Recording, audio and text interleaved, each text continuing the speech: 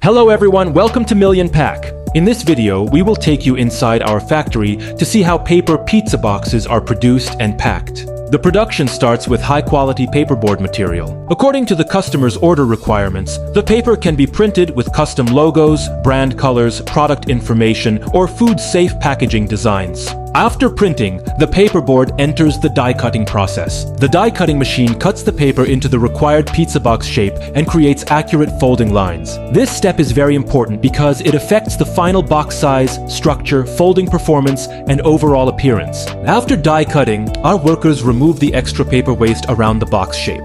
The leftover paper materials are collected and organized for cleaning and recycling, helping us keep the workshop clean and reduce material waste. Next, the semi-finished pizza boxes are stacked neatly and moved to the quality control area. Our team checks the cutting position, creasing lines, printing quality, paper surface, and overall product structure to make sure every box meets the order standard. For some pizza box styles, the products will be folded or pre-formed according to customer requirements. For most flat-packed pizza boxes, the boxes are counted, stacked, and prepared for packing directly. During the packing process, workers count the quantity according to the order requirement, then pack the pizza boxes into cartons. After carton packing, the goods are stacked on pallets and prepared for storage or shipment. From raw paperboard to finished pizza box packaging, every step is managed carefully to ensure stable quality, clean production, and efficient delivery.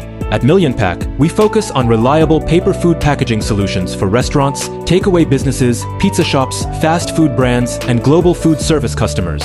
Thank you for watching. If you are looking for custom pizza boxes or other paper food packaging products, feel free to contact Million Pack.